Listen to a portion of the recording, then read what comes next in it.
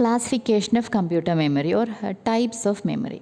നമ്മൾ memory characteristics പറഞ്ഞപ്പോൾ തന്നെ പറഞ്ഞു മെമ്മറീനെ പല ടൈപ്പായിട്ട് ഡിവൈഡ് ചെയ്തിട്ടുണ്ടെന്ന്. അപ്പോൾ അതിൻ്റെ ക്ലാസിഫിക്കേഷൻ എങ്ങനെയാണെന്നുള്ളത് ഒരു ഓവറോൾ ഡയഗ്രമാണ് ഇവിടെ വരച്ചിട്ടുള്ളത്.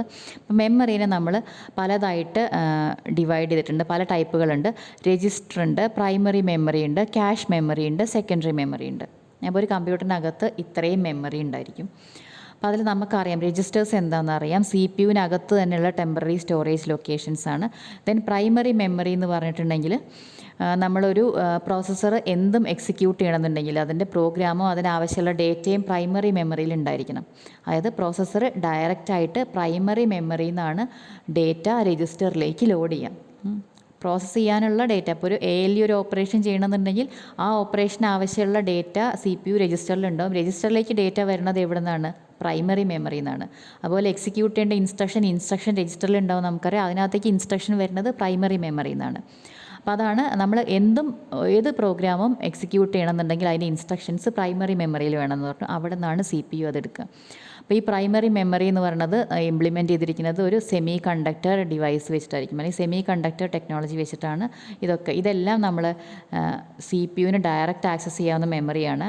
രജിസ്റ്ററും പ്രൈമറി മെമ്മറിയും ക്യാഷ് മെമ്മറിയൊക്കെ ഇതൊക്കെ സെമി കണ്ടക്ടർ ടെക്നോളജിക്ക് വെച്ചിട്ടായിരിക്കും ഇംപ്ലിമെൻറ്റ് ചെയ്തിട്ടുണ്ടാവുക.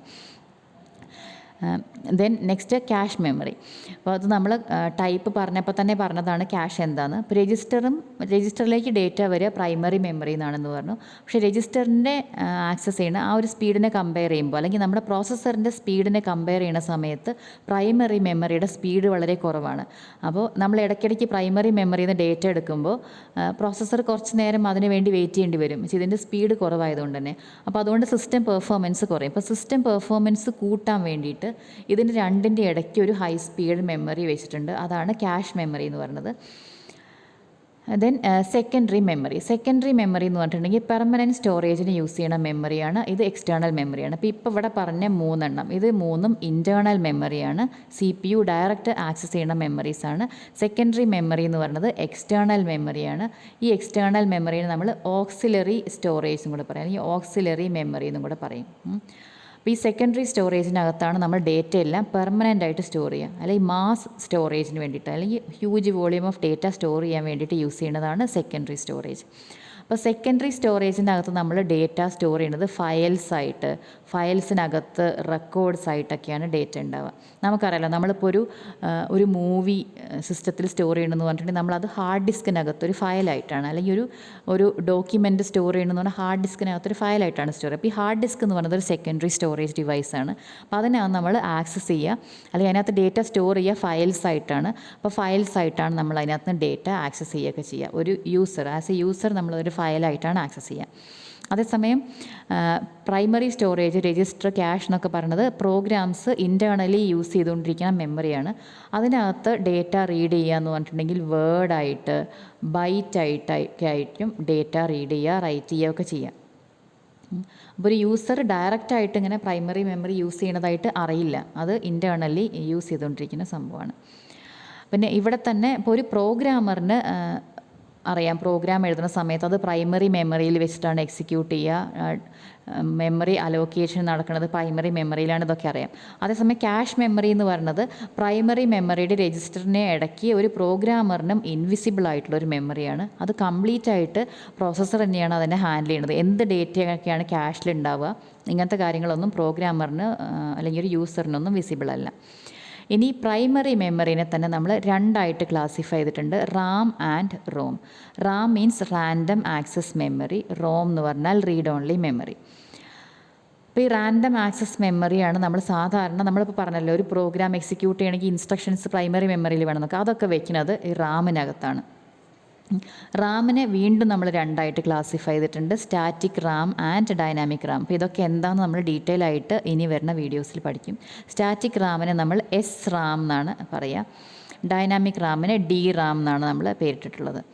അതുപോലെ റോമിനെയും പലതായിട്ട് നമ്മൾ ക്ലാസിഫൈ ചെയ്തിട്ടുണ്ട്. അതിൽ മെയിനായിട്ട് നമ്മൾ സാധാരണ കാണാറുള്ളത് പ്രോം, ഇ പ്രോം എന്നൊക്കെ പറഞ്ഞ ക്ലാസിഫിക്കേഷൻസാണ്. ഇതല്ലാതെയും വേറെ റോം ഉണ്ട് കേട്ടോ. അപ്പോൾ അതിൽ പ്രോം എന്ന് പറഞ്ഞാൽ പ്രോഗ്രാമബിൾ റോമാണ്. ദെൻ ഇ പ്രോം എന്ന് പറഞ്ഞിട്ടുണ്ടെങ്കിൽ ഇറേസബിൾ പ്രോഗ്രാമബിൾ റോമാണ്. ഇ പ്രോം എന്ന് പറഞ്ഞാൽ ഇലക്ട്രിക്കലി ഇറേസബിൾ പ്രോഗ്രാമബിൾ റോം. അപ്പോൾ നമുക്ക് റോം എന്ന് പറഞ്ഞാൽ അറിയാം റീഡ് ഓൺലി മെമ്മറിയാണ്, ഒരിക്കൽ റൈറ്റ് ചെയ്ത് കഴിഞ്ഞാൽ പിന്നെ റീഡ് ചെയ്യാൻ മാത്രമേ പറ്റുള്ളൂ എന്ന്. അതേസമയം പ്രോഗ്രാമബിൾ റോം എന്ന് പറഞ്ഞിട്ടുണ്ടെങ്കിൽ ഒരു പ്രോഗ്രാമറിന് ഒരു തവണ അതിനകത്തേക്ക് റൈറ്റ് ചെയ്യാം. സാധാരണ റോം എന്ന് പറഞ്ഞാൽ അത് ഫാബ്രിക്കേറ്റ് ചെയ്യുന്ന സമയത്തെ അതിനകത്ത് ഡേറ്റ റൈറ്റ് ചെയ്യുന്നതാണ്. പ്രോഗ്രാമബിൾ റോം എന്ന് പറഞ്ഞിട്ടുണ്ടെങ്കിൽ ഒരു റോം പ്രോഗ്രാം വെച്ചിട്ട് അതിനകത്തേക്ക് ഡേറ്റ റൈറ്റ് ചെയ്യാം, പിന്നെ അത് ഇറേസ് ചെയ്യാനും റീഡ് ചെയ്യാൻ ഒന്നും പറ്റില്ല. റീഡ് ചെയ്യാനേ പറ്റുള്ളൂ, ഇറേസ് ചെയ്യാനും റൈറ്റ് ചെയ്യാനൊന്നും പറ്റില്ല. ഇറേസബിൾ പ്രോഗ്രാമബിൾ റോം എന്ന് പറഞ്ഞാൽ ഒരു പ്രത്യേക മെഷീനറി വെച്ചുകൊണ്ട് നമുക്ക് അതിനകത്ത് ഡേറ്റ ഇറേസ് ചെയ്യാം. സാധാരണ ഒരു യൂസറിന് കമ്പ്യൂട്ടറിനകത്ത് നമ്മളെടുത്തിട്ട് ഒരു ഫയൽ ഇറേസ് ചെയ്ത് കളയണ പോലെ ഇതിൽ ഡേറ്റ കളയാനൊന്നും പറ്റില്ല. അതേസമയം ഇതിനെ ഇറേസ് ചെയ്യാൻ വേണ്ടിയിട്ട് വേറെ മെക്കാനിസം ഉണ്ട്, അത് വെച്ചിട്ട് ഇറേസ് ചെയ്തിട്ട് വീണ്ടും പ്രോഗ്രാം ചെയ്യാം. ഇലക്ട്രിക്കലി ഇറേസബിൾ പ്രോഗ്രാമബിൾ റോം എന്ന് പറഞ്ഞിട്ടുണ്ടെങ്കിൽ അതായത് ഇലക്ട്രിക് കറൻറ്റ് യൂസ് ചെയ്തുകൊണ്ട് ഉള്ള ടെക്നോളജി വെച്ചിട്ട് നമുക്കതിനെ ഇറേസ് ചെയ്യാനും പ്രോഗ്രാം ചെയ്യാനൊക്കെ പറ്റും. അപ്പോൾ ഇതൊക്കെ നമ്മൾ ഡീറ്റെയിൽ ആയിട്ട് പഠിക്കും കേട്ടോ. ദെൻ സെക്കൻഡറി സ്റ്റോറേജ് എന്ന് പറഞ്ഞാൽ പെർമനൻറ്റ് സ്റ്റോറേജ് ആണ്, മാസ് സ്റ്റോറേജ് ഡിവൈസസ് ആണെന്ന് പറഞ്ഞു. മാസ് സ്റ്റോറേജ് ഡിവൈസിനെ നമുക്ക് രണ്ട് രീതിയിൽ വേണമെങ്കിൽ ക്ലാസിഫൈ ചെയ്യാം. അതിൻ്റെ ആക്സസ് മെത്തേഡ് വെച്ചിട്ട് sequential access storage devices and direct access storage devices. Sequential access എന്താ നമ്മൾ നേരത്തെ പറഞ്ഞു, ഒരു സീക്വൻഷ്യൽ ഓർഡറിൽ മാത്രം ഡേറ്റ റീഡ് ചെയ്യാനും റൈറ്റ് ചെയ്യാനും പറ്റുന്ന ഡിവൈസസ് ആണ് സീക്വൻഷ്യൽ ആക്സസ് സ്റ്റോറേജ് ഡിവൈസസ്. അതിന് എക്സാമ്പിളാണ് മാഗ്നറ്റിക് ടേപ്പ് എന്ന് പറഞ്ഞത്. Then direct access storage devices എന്ന് പറഞ്ഞാൽ അതും നേരത്തെ പറഞ്ഞതാണ്. ഡയറക്റ്റ് ആക്സസ് എന്താണ്? ഡയറക്റ്റ് ആക്സസ് പോസിബിൾ ആയിട്ടുള്ള ഡിവൈസസ്, അതായത് അതിനകത്ത് ഓരോ ലൊക്കേഷനും ഓരോ അഡ്രസ്സൊക്കെ ഇട്ട് ആ അഡ്രസ്സ് വെച്ചിട്ട് ഡേറ്റ നമുക്ക് ആക്സസ് ചെയ്യാൻ പറ്റും. അങ്ങനെയുള്ള സ്റ്റോറേജ് ഡിവൈസസ് ആണ് ഡയറക്റ്റ് ആക്സസ് സ്റ്റോറേജ് ഡിവൈസസ്. അതിനകത്ത് വരുന്നതാണ് ഹാർഡ് ഡിസ്ക്, അതുപോലെ CD എന്നൊക്കെ പറഞ്ഞ കാര്യങ്ങളൊക്കെ ഡയറക്റ്റ് ആക്സസ് സ്റ്റോറേജ് ഡിവൈസിനകത്താണ് വരുന്നത്. അപ്പോൾ ഇത് ഓരോന്നും എന്താണെന്ന് ഡീറ്റെയിൽ ആയിട്ട് പഠിക്കുന്നതിന് മുന്നേ നമുക്ക് മെമ്മറി സിസ്റ്റത്തിന് ഒരു പെർട്ടിക്കുലർ ഓർഡറിലാണ് നമ്മൾ അറേഞ്ച് ചെയ്തിരിക്കുന്നത്. അതിനെയാണ് നമ്മൾ മെമ്മറി ഹൈറാർക്കി എന്ന് പറയുക. അപ്പോൾ ആ ഹൈറാർക്കി എങ്ങനെയാണെന്ന് നോക്കാം. അപ്പോൾ നിങ്ങൾക്ക് ഹൈറാർക്കി എന്ന് പറഞ്ഞാൽ എന്താണെന്ന് അറിയേണ്ടത്, നമ്മളൊരു ഓർഡറിൽ അറേഞ്ച് ചെയ്യാണ് കുറേ ലെവൽസായിട്ട്, ഒന്നിന് താഴെ അടുത്തത്, അതിന് താഴെ അടുത്തത്, ഒരു പ്രിഫറൻസിൻ്റെയൊക്കെ ഓർഡറിൽ നമ്മൾ അറേഞ്ച് ചെയ്യണതിനാണ് നമ്മൾ ഒരു ഹൈറാർക്കി എന്ന് പറയാം. അപ്പം മെമ്മറി സിസ്റ്റത്തിനും ഒരു ഹൈറാർക്കി ഉണ്ട്. നമ്മൾ മെമ്മറി എന്നല്ല മെമ്മറി സിസ്റ്റം എന്നാണ് പറയുന്നത്. മെമ്മറി സിസ്റ്റം എന്ന് പറയാൻ കാരണം അതിനകത്ത് പല ടൈപ്പ് മെമ്മറി ഉള്ളതുകൊണ്ടാണ്. പല ടൈപ്പ് മെമ്മറീനെ ഒരു ഹൈറാർക്കിക്കൽ ഓർഡറിലാണ് നമ്മൾ അറേഞ്ച് ചെയ്തിരിക്കുന്നത്. അപ്പോൾ ഒരു മെമ്മറി സിസ്റ്റം കൊണ്ട് എന്താ ഉദ്ദേശിച്ചതെന്ന് നോക്കാം ആദ്യം.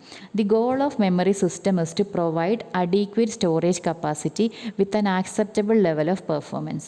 ഒരു മെമ്മറി സിസ്റ്റത്തിൻ്റെ ഗോൾ എന്ന് പറഞ്ഞിട്ടുണ്ടെങ്കിൽ ഒരു അഡീക്വേറ്റ് സ്റ്റോറേജ് പ്രൊവൈഡ് ചെയ്യുക, സ്റ്റോറേജ് കപ്പാസിറ്റി പ്രൊവൈഡ് ചെയ്യുക. അതായത് നമുക്ക് കമ്പ്യൂട്ടർ യൂസ് ചെയ്യാൻ ആവശ്യമായിട്ടുള്ള സ്റ്റോറേജ് പ്രൊവൈഡ് ചെയ്യുക. അതാണ് മെമ്മറി സിസ്റ്റത്തിൻ്റെ ഗോൾ എന്ന് പറയുന്നത്. എങ്ങനെയുള്ള storage? With an acceptable level of performance and cost.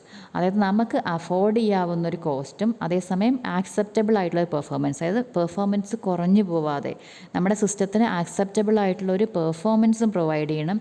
അതേസമയം കോസ്റ്റ് കുറവായിരിക്കണം, അഡീക്വേറ്റ് സ്റ്റോറേജ് കപ്പാസിറ്റി ഉണ്ടായിരിക്കണം. അങ്ങനെയുള്ള ഒരു സ്റ്റോറേജ് പ്രൊവൈഡ് ചെയ്യുക എന്നുള്ളതാണ് മെമ്മറി സിസ്റ്റത്തിൻ്റെ ഗോൾ. അപ്പോൾ അത് എങ്ങനെ നമുക്ക് അച്ചീവ് ചെയ്യാം ഈ goal? This can be achieved by employing several memory types that are organized to provide high average performance at a low cost per bit.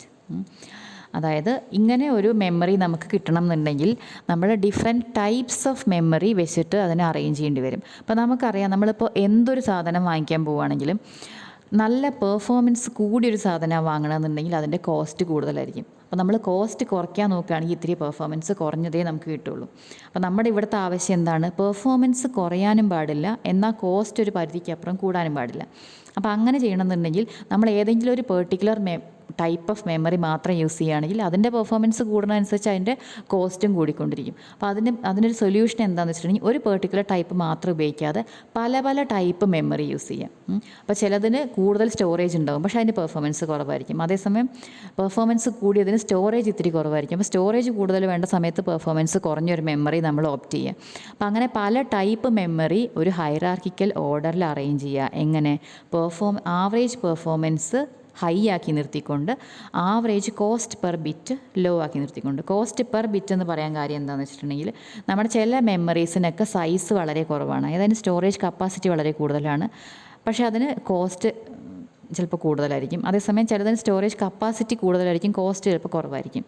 അപ്പോൾ നമ്മൾ കോസ്റ്റ് പറയുന്ന സമയത്ത് അതിൻ്റെ കപ്പാസിറ്റിയും കൂടെ നോക്കിയിട്ട് നമുക്ക് കോസ്റ്റ്, അതായത് കോസ്റ്റ് കുറവാണോ കൂടുതലാണോ എന്ന് പറയാൻ പറ്റുള്ളൂ. അപ്പോൾ അതുകൊണ്ട് തന്നെ നമ്മൾ കോസ്റ്റ് പെർ ബിറ്റാണ് പറയുക. ഒരു ബിറ്റിന് വരുന്ന കോസ്റ്റ് എത്രയാണ്. ഒരു 1000 ബിറ്റ് സ്റ്റോർ ചെയ്യണതിന് കോസ്റ്റ് എത്രയാണെന്ന് വെച്ചിട്ടുണ്ടെങ്കിൽ ആ കോസ്റ്റിനെ 1000 കൊണ്ട് ഡിവൈഡ് ചെയ്താൽ ഒരു ബിറ്റ് സ്റ്റോർ ചെയ്യാനുള്ള കോസ്റ്റ് കിട്ടും. അപ്പോൾ ഒരു ബിറ്റ് സ്റ്റോർ ചെയ്യാനുള്ള കോസ്റ്റ് വെച്ചിട്ടാണ് നമുക്ക് കോസ്റ്റ് കമ്പയർ ചെയ്യാൻ പറ്റുള്ളൂ. കാരണം പല മെമ്മറിക്ക് പല സൈസ് ആയതുകൊണ്ട്. അപ്പോൾ ആവറേജ് പെർഫോമൻസ് ഹൈ ആക്കി നിർത്തി കോസ്റ്റ് പെർ ബിറ്റ് ലോ ആക്കി നിർത്തിക്കൊണ്ട് മെമ്മറീനെ പല ടൈപ്പ് മെമ്മറികൾ അറേഞ്ച് ചെയ്തുകൊണ്ട് ഒരു സിസ്റ്റം ഉണ്ടാക്കുക. അങ്ങനെയാണെങ്കിൽ നമ്മൾ നേരത്തെ പറഞ്ഞ ഗോൾ അച്ചീവ് ചെയ്യാൻ പറ്റുള്ളൂ. അപ്പോൾ അതിന് വേണ്ടിയിട്ട് നമ്മളൊരു ഹൈറാർക്കി ഉണ്ടാക്കിയിട്ടുണ്ട്. അപ്പോൾ ആ ഹൈറാർക്കി എങ്ങനെയാണെന്ന് വെച്ചിട്ടുണ്ടെങ്കിൽ ഇങ്ങനെ 4 കാര്യങ്ങളാണ് ഹൈറാർക്കിയിൽ നമ്മൾ കൺസിഡർ ചെയ്യുന്നത്. അപ്പോൾ ഹൈറാർക്കിയിൽ ടോപ്പ് ടു ബോട്ടം നമ്മൾ മൂവ് ചെയ്യുകയാണെങ്കിൽ അതിൽ വരിക കോസ്റ്റ് പെർ ബിറ്റ് കുറയും, decreasing cost per bit, increasing capacity, increasing access time and increasing frequency of access by the CPU.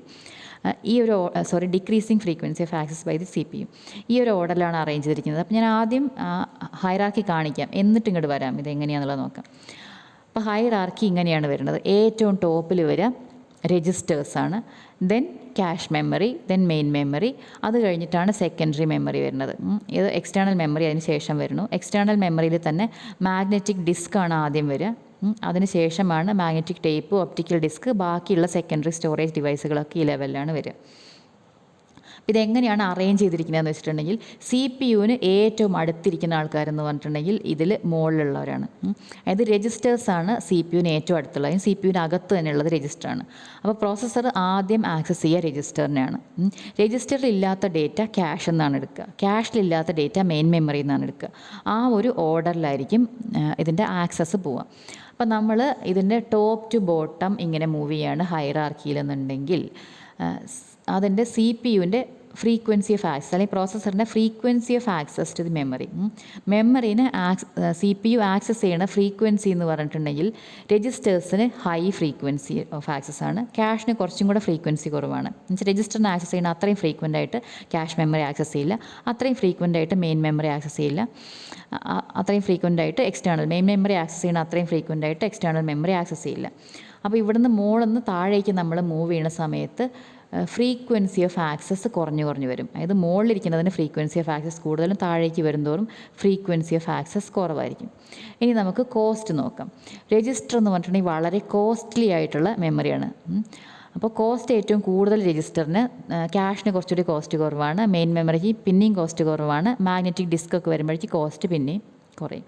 അപ്പോൾ മുകളിൽ നിന്ന് താഴേക്ക് മൂവ് ചെയ്യുന്ന സമയത്ത് കോസ്റ്റ് കുറഞ്ഞു വരും. അതായത് ഏറ്റവും മുകളിലിരിക്കുന്ന ആൾക്ക് കോസ്റ്റ് കൂടുതലും, താഴെ ഇരിക്കുന്ന ആൾക്ക് ഏറ്റവും കോസ്റ്റ് കുറവുമായിരിക്കും. ഇനി ആക്സസ് ടൈം, അതാണ് നമ്മൾ അടുത്ത് പറഞ്ഞ പോയിൻ്റ്. ഇപ്പോൾ ഇവിടെ പറഞ്ഞല്ലോ കോസ്റ്റ് പെർ ബിറ്റ് കുറഞ്ഞു വരികയാണെന്ന് പറഞ്ഞു. ദെൻ കപ്പാസിറ്റി പറയാം അടുത്തത്. കപ്പാസിറ്റി എന്ന് പറഞ്ഞിട്ടുണ്ടെങ്കിൽ രജിസ്റ്റേഴ്സ് എന്ന് പറഞ്ഞിട്ടുണ്ടെങ്കിൽ വളരെ ചെറിയ മെമ്മറി ആണ്. അതായത് നമ്മൾ പറഞ്ഞല്ലോ ബിറ്റ്സ് ആയിട്ടാണ് രജിസ്റ്റർ നമ്മൾ പറയുന്നത് സൈസ് പറയുക. ക്യാഷ് മെമ്മറി എന്ന് പറയുമ്പോൾ KBs ആയിട്ടാണ്, KBsഉം ഫ്യൂ MBs ആയിട്ടാണ് സൈസ് പറയുക.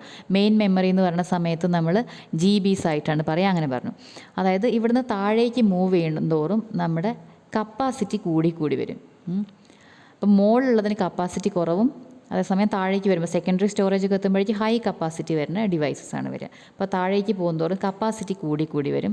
Then access time, increasing access time. അതായത് രജിസ്റ്ററിനെ വളരെ ഫാസ്റ്റായിട്ട് നമുക്ക് ആക്സസ് ചെയ്യാം. ഫാസ്റ്റായിട്ട് ആക്സസ് ചെയ്യാമെന്ന് പറഞ്ഞാൽ ആക്സസ് ടൈം വളരെ കുറവാണ്. അതേസമയം ഒരു ഹാർഡ് ഡിസ്കിൽ നിന്ന് ഡേറ്റ എടുക്കണമെന്നുണ്ടെങ്കിൽ രജിസ്റ്ററിനെ കമ്പയർ ചെയ്യുമ്പോൾ ആക്സസ് ടൈം വളരെ കൂടുതലാണ്. അപ്പോൾ ഇവിടുന്ന് താഴേക്ക് പോകുന്നതോറും ആക്സസ് ടൈം കൂടി വരും.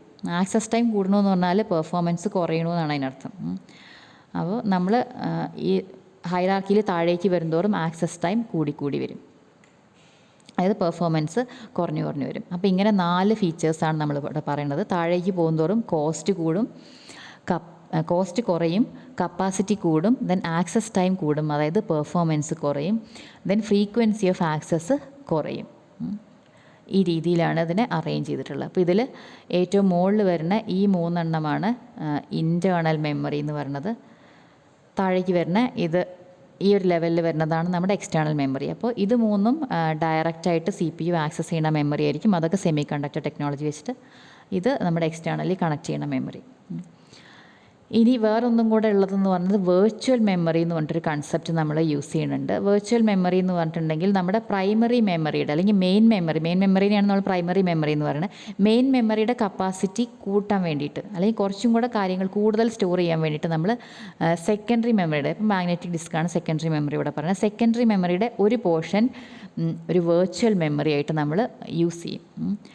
അപ്പോൾ അങ്ങനെ ഒരു മെമ്മറിയും കൂടെ ഇവിടെ വരുന്നുണ്ട്. അത് വെർച്വൽ മെമ്മറി എന്ന് പറഞ്ഞാൽ അതിൻ്റെ പേര് പോലെ തന്നെ അത് ഒറിജിനലി അവിടെ ഉള്ളൊരു മെമ്മറി അല്ല, മെയിൻ മെമ്മറി ആയിട്ട് ആക്ട് ചെയ്യുന്ന പാർട്ട് ഓഫ് സെക്കൻഡറി മെമ്മറി. അങ്ങനെ ഒരു വെർച്വൽ മെമ്മറിയും കൂടെ ഇവിടെ വരുന്നുണ്ട്. അപ്പോൾ ഇതാണ് നമ്മുടെ മെമ്മറി ഹൈറാർക്കി എന്ന് പറഞ്ഞത്. അപ്പോൾ ഇനി നമുക്ക് ഈ ഹൈറാർക്കിയിൽ വരുന്ന മെയിൻ മെമ്മറിയും അതുപോലെ സെക്കൻഡറി മെമ്മറിയും ഡീറ്റെയിൽ ആയിട്ട് പഠിക്കാം ഇനിയുള്ള വീഡിയോസിൽ.